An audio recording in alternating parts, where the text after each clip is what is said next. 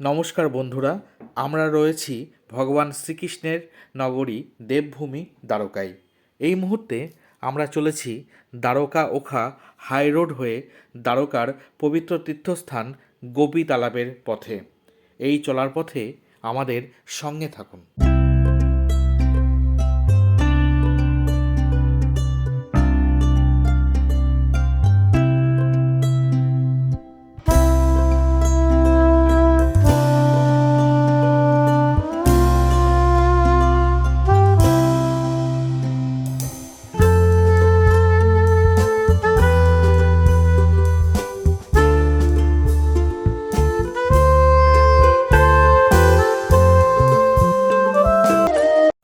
গোপী তালাব এই তীর্থস্থানটি দ্বারকা নগরী থেকে মাত্র 18 কিলোমিটার দূরে অবস্থিত।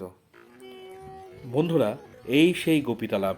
পুরাণ মতে বৃন্দাবনের শ্রীকৃষ্ণের রাসলীলার সঙ্গী 16,000 গোপী বৃন্দাবন ছেড়ে দ্বারকায় এসেছিলেন শ্রীকৃষ্ণের সাথে দেখা করতে, কিন্তু তারা এই দ্বারকা ছেড়ে আর ফিরে যেতে চাননি। এই পুষ্করিণীতেই সলিল সমাধি নিয়েছিলেন, তাই এটি গোপী তালাব নামে পরিচিত।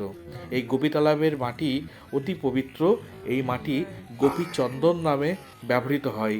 এই মাটি সারা দেহে মাখলে শরীর মন পবিত্র হয়। আমার এই ভিডিওটি ভালো লাগলে অবশ্যই লাইক, শেয়ার এবং সাবস্ক্রাইব করবেন। নমস্কার।